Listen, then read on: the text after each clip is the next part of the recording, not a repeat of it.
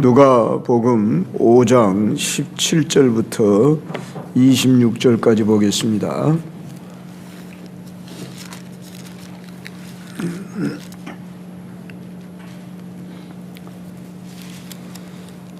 한 절씩 교독하겠습니다.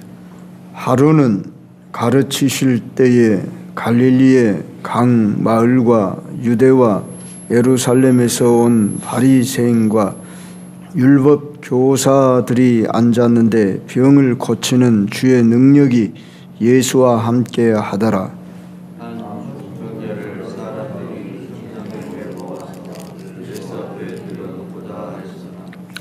무리 때문에 메고 들어갈 길을 얻지 못한지라 지붕에 올라가 귀화를 벗기고 병자를 침상째 무리 가운데로 예수 앞에 달아 내리니 예수께서 그들의 믿음을 보시고 이르시되 이 사람아 너의 죄사함을 받았느니라. 서기관과 바리새인들이 생각하여 이르되 이 신성 모독하는 자가 누구냐? 오직 하나님 외에 누가 능히 죄를 사하겠느냐? 예수께서 그 생각을 하시고 대답하여 이르시되 너희 마음에 무슨 생각하느냐? 내 죄 사함을 받았느니라 하는 말과 일어나 걸어가라 하는 말이 어느 것이 쉽겠느냐? 그러나 이 자가 땅에서 죄를 사하는 권세가 있는 줄 너희가 알느니라 하시고 종들에게 말씀하시되 너희가 이르기를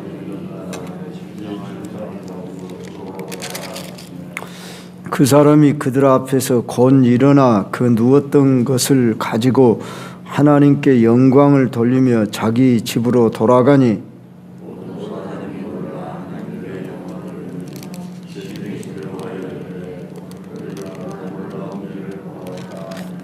아멘. 오늘 제목을 이렇게 정해 봅니다. 죄를 사해 주고 중풍병자를 고치신 예수.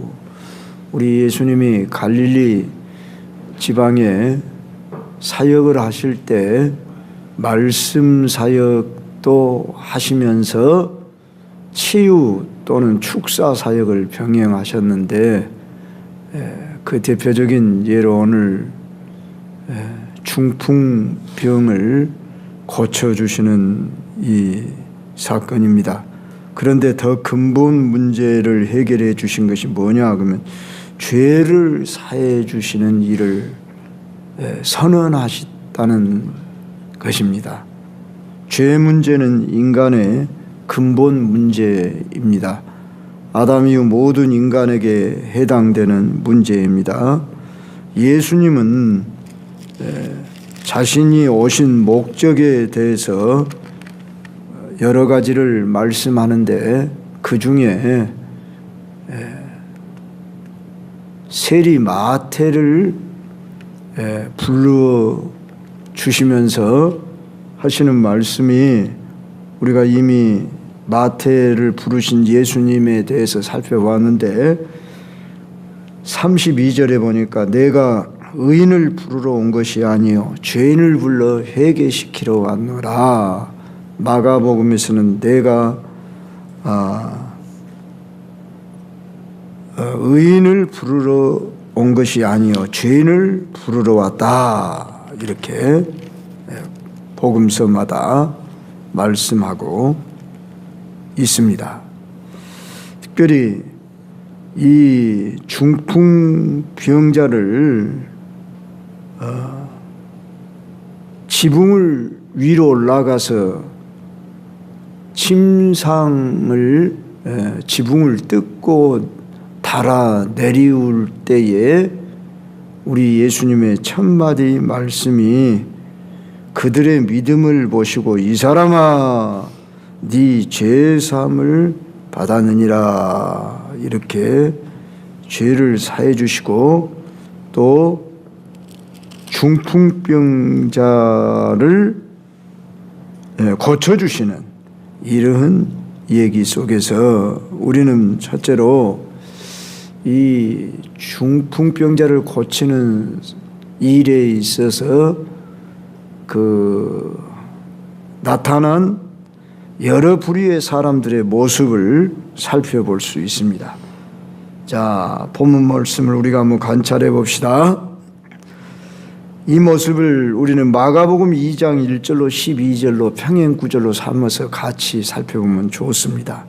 거기 보면 갈릴리 가버나움 동네 어느 집에 예수님이 들어가서 말씀을 전하는데 많은 사람들이 모여서 그곳을 이렇게 병자를 데리고 예수님 앞으로 나아올 수가 없기 때문에 그 지붕 위로 올라갔더라 하는 이런 얘기가 나옵니다.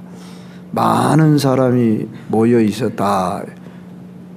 전에 개역 성경에는 용신할 수 없을 정도로 꽉 차 있는 이런 사람들.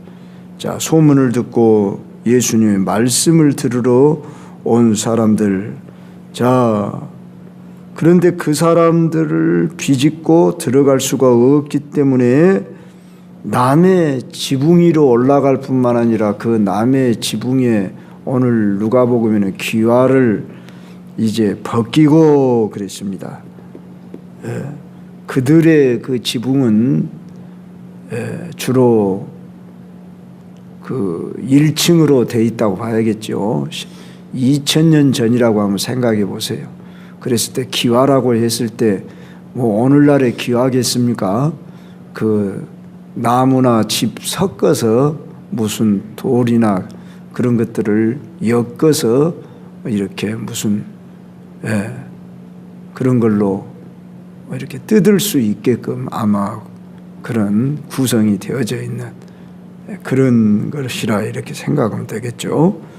그런데 그렇게 지붕 위에까지 올라가서 지붕에 그 기와를 벗기고 병자를 달아내리는 사람들을 저 마가복음에는 4사람이라 그랬습니다. 그러니까 중풍병자는 자기 몸을 움직일 수가 없어요. 그러니까 이 사람을 상에 누이고 4사람이 4귀퉁이를 붙들고 또는 거기에다가 달아내렸다고 그러니까 청 같은 거나 끈 같은 걸로 묶어가지고 그걸 달아내렸다. 이렇게 우리가 볼 수 있지요. 자, 이 모습을 보고 있는 사람들 중에 또 어떤 부류의 사람이 있느냐 그러면 우리 성경에는 바리새인과 율법 교사라 그렇게 돼 있고 마가복음 2장 6절에 보면 서기관들이라 그랬습니다. 주로 바리새인과 서기관들이 있었다. 그들이 마음속으로 생각을 품기를 그렇게 생각하고 있었습니다. 21절 22절 보니까 이 신성 못 오가는 자가 누구냐 오직 하나님 외에 누가 능히 죄를 사하겠느냐 생각만 했다는 거예요. 마음속에 지금 분한 마음을 품고 있는 거죠.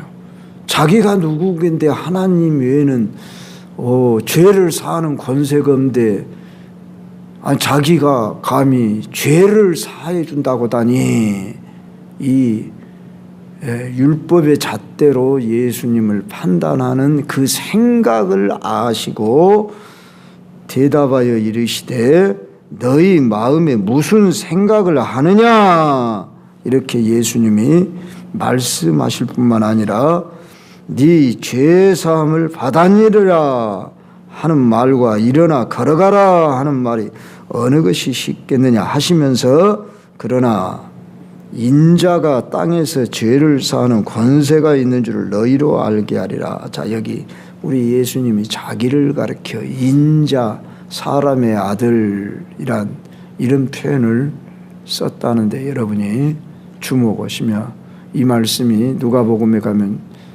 여러 번 나옵니다. 그때마다 왜 예수님이 자기를 인자가 그런 표현을 썼는가 거기에 주목하셔야 됩니다. 이건 예수님 자기 선언인데 다니엘서 7장 13절로 14절에서 예언한 그 인자가 오신다 하는 그 예언자의 성취를 이루시는 분으로 내가 왔다 하는 것을 이제 간접적 또는 비유적인 표현으로 이렇게 인자가 그런 표현을 쓴 겁니다. 즉 나는 하나님의 아들로 이 세상에 왔다 하는 것을 의도적으로 말씀하는데, 죄를 사하는 권세가 있는 줄을 너희로 알게 하리라 이렇게 선언을 하시는 거예요. 그리고 중풍병자에게 말씀하기를 내가 네게 이르노니 일어나 내 침상을 가지고 집으로 가라 이렇게 선언하시자 어떻게 됐어요? 25절 26절에와 같은 그런 놀라운 사건이 일어났습니다. 그들 앞에서 곤 일어나 누웠던 것을 가지고 하나님께 영광을 돌리며 자기 집으로 돌아간 중풍병자와 이 모습을 본 모든 사람들이 놀라 하나님께 영광을 돌리며 심히 두려워하여 이르되 오늘 우리가 놀라운 일을 보았다 하니라 하는 이런 역사가 일어났습니다. 오늘 여기서 우리는 병을 고침보다 인간의 더 근본적인 죄 문제를 해결하신 여기에 먼저 초점을 맞추고 생각해 봐야 합니다. 자, 어떻게 하면 죄 문제가 해결됩니까? 병난 사람은 뭔 문제부터 해결하고 싶어 해요? 병 고치는 문제. 오직 집중이 내 병 고치는 것. 이거의 소원이잖아요. 그런데 예수님의 관심은 어디에 먼저 소원이 있으세요? 죄 문제에 관심이 있으셔서 지금 죄사함을 받았다 이런 표현을 쓰고 있어요.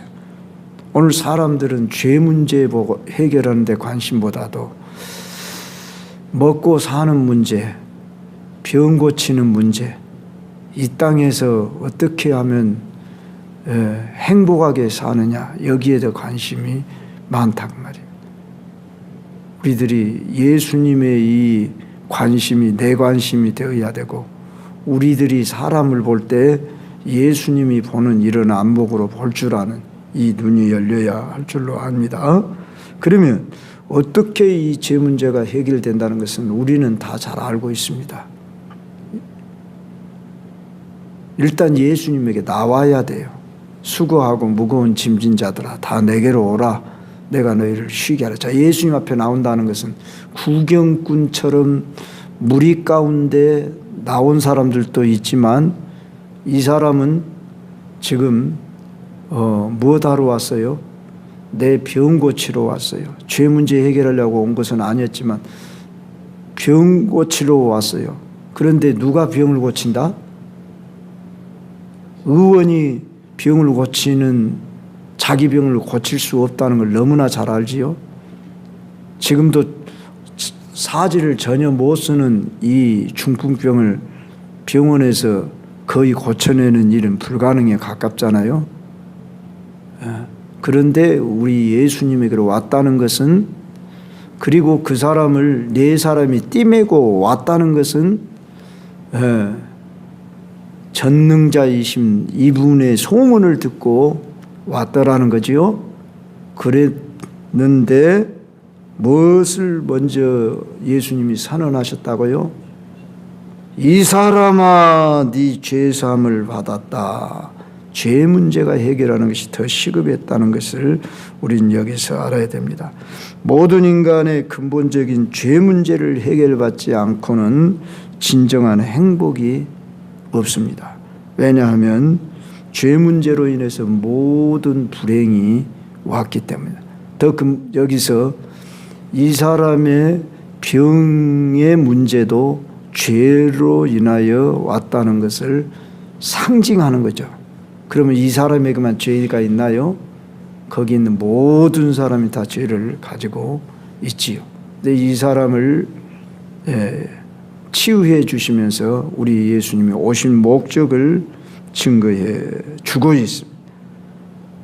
우리는 중풍병자가 죄 문제와 함께 자기의 병도 고치는 영육간의 전인 치유자이신 예수님의 모습을 통해서 우리가 배울 수 있는 것은 어떻게 이 중풍병자가 예수님에게 나와서 죄 문제 해결받고 병도 고침을 받았는가, 여기에 관심을 가져야 하겠습니다.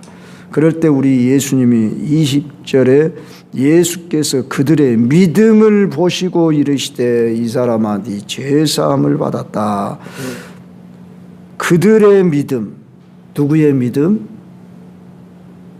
이 중풍병자를 떼매고 이 사람을 데리고 오는데 사람들이 모여서 방해하니까 야, 말씀 다 듣고 이제 사람들 가고 난 뒤에 예수님에게로 가자 이럴 수도 있고, 아, 들어갈 수 없어, 안 돼, 그리고 포기할 수도 있지만 이 네 사람의 믿음은 어떤 믿음이었습니까? 이 사람을 어떻게든지 예수님에게로 데리고 가서 이 병을 고치는 이 일을 하실 수 있다고 믿기 때문에 모든 그 장애물을 극복하며 협동해서 이 사람을 지금 지붕을 뜯어내면서 거기에 대한 손실이며 비난이며 이런 것이 지금 문제가 아니고 어떻게든지 예수님에게 모시고 이 사람을 데리고 가야 한다고 하는 이러한 열심을 우리는 볼 수가 있습니다. 저는 여기서 이 사람들은 소문만 들었을 것이고 물론 치유하는 모습을 그 전에 보았든지 또는 들었든지 했을 것입니다. 그런데 행동으로 옮겼다는 것입니다. 우리는 듣고 마음으로만 믿은 게 아니라 믿는 바를 행동으로 옮기는, 오늘날도 저 교회 나오지 않고 있는 사람들 중에서 생각으로만 동의하는 사람들도 상당수 있을 것입니다. 좋은 인상을 가지고 있는 사람들도 있을 것입니다. 그러나 나오지 않는 사람들도 있습니다. 그런데 이 네 사람들의 이 행동하는 믿음을 우리는 볼 때에 야고보서 여러분 2장 18절, 21절, 24절로 26절 꼭 참고해 보세요. 거기 보면은 아브라함이 이삭을 제단에 바침으로 의롭다함을 받았다. 기생 라합이 정탐꾼을 숨겨주고 행함으로 의롭다함을 받았다. 이렇게 행함이 없는 믿음은 죽은 믿음이라 그러면서 행동하는 믿음을 요구하고 있는 것을 볼 수가 있습니다. 그런데 오늘 이 중풍병자 그 자신의 믿음만이 아닌 이 중풍병자를 데리고 온 협동하는 친척이 됐든지 친구가 되었든지 동네 사람이었든지 이 사람들의 그 믿음을 보시고 그랬어요. 그랬을 때 협력하는 이 믿음에 대한 이야기를 전도서 4장 9절로 12절을 한번 찾아서 읽어보세요. 그러면 두 사람이 한 사람보다 낫다. 그리고 세 사람은 더 낫다. 그러면서 삼겹줄은 끊어지지 않는다 그랬어요. 그래서 우리 가족 중에 친구 중에 이렇게 나오지 못하는 사람을 우리 오늘 서로 협력해서 우리 교우들이 서로 협력을 해서, 내가 며칠 전에 신천지 이야기를 했지요. 그 사람들은 자기가 혼자 안 되면 누구를 불러가지고 두 사람 세 사람이 함께 이렇게 공략하는 것을 보게 됩니다. 근데 우리 그리스도인들은 대개 그런 방식 안 써요. 물론 쓰는 경우도 있지만 내가 해보려다가 안 되면 말아버리는 경우들이 많아요. 근데 그들은 집요하게 한 사람이 안 되면 두 사람이 또 누구를 갖다가 들이넣으면서 어떻게든지 그것을 이루려고 열심을 내는 것을, 협동하는 것을 우리가 봅니다. 우리는 진짜 기름, 참기름을 파면서도 참기름같이 우리는 소개를 안 하는데 저그들은 가짜 기름을 파면서도 참기름같이 더 하여간 그렇게 속이면서라도 유혹에서 빼내가는 이러한 열심을 보며 우리가 도전받아야 하지 않아요? 우리는 정말 진짜 약을 팔면서도 복음의 약, 생명의 구원의 약, 영생의 약, 우리가 이 복음을 듣지 않고는 살 수 없다고 하는 이 확실한 우리 속에서 믿음을 우리가 가지고 있다고 한다면은 나 혼자 안 된다고 포기하지 말고 함께 우리가 협력해서 그를 인도해야 하지 않겠냐 그 말이에요. 이들의 지금 네 사람의 행동하는 과정 속에서 지붕 위로 올라가서 지붕을 뜯어내리고 상을 달아냈다. 이 모습을 보시고 지금 예수님도 감동하셨을 것이다 그 말이에요. 그렇기 때문에 예수님 전혀 지금 말씀 전하고 있는데 무슨 일이냐 그러고 책망하지 않으시고 이 사람들의 믿음을 보시고 뭐라 하겠다고요? 이 사람아 네 죄사함을 받았다 하는 이 말씀을 하셨어요. 이 말씀과 함께 우리는 요한복음의 5장인가 보면은 38년 된 병자가 베데스다 연못가에 누워있어 그 연못으로 뛰어들기만을 기다렸지만은 중풍병으로 들어가지 못해 있었을 때에 예수님이 그 병자를 고쳐 주시면서 뭐라고 하시는데 여러분이 생각나야 합니다. 다시는 죄를 범하지 말라. 더 심한 것이 생기지 않게 다시는 죄를 범하지 말라. 그러면서 38년 된 병자를 고쳐주신 사건을 우리는 생각해 볼 수 있습니다. 물론 모든 사람의 병이 죄로부터 온 것은 아닐 수 있지만 근본적인 문제는 뭔 문제다? 죄 문제다는 것을 예수님이 말씀하시고 죄 문제가 해결되는 것이 더 우선적이라는 것을 말씀하시고 병을 고쳐주셨고 또 병도 죄 문제 해결되면 병 고쳐지는 문제는 시간 문제다 하는 것을 우리는 알 수 있습니다.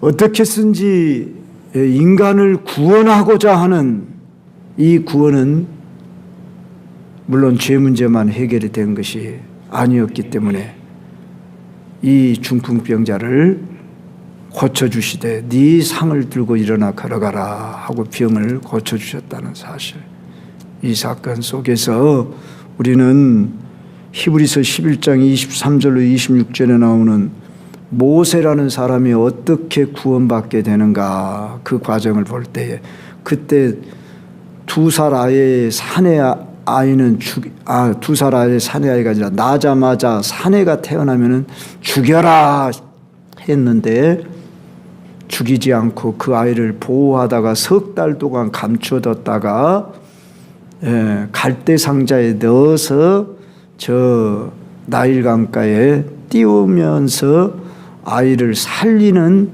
이 부모, 그리고 모세가 바로의 공주라 칭함을 받기보다도 하나님의 자기 동족을 구원해내고자 왕자됨을 포기하는 이 모세의 믿음, 이 믿음, 이 모세를 통해서 이스라엘 백성을 구원해내시는 역사를 우리는 볼 수 있어요.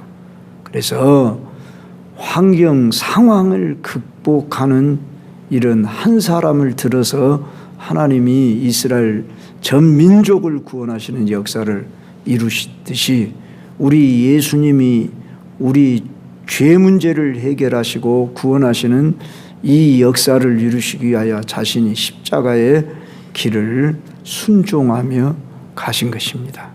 오늘 또 우리는 예수님 왜 오셨는가? 죄를 사해 주시고 뿐만 아니라 병도 고치시고 전인을 구원하시는 인간의 진정한 구원자로 오시고, 그래서 인간의 진정한 행복자는 예수님이십니다.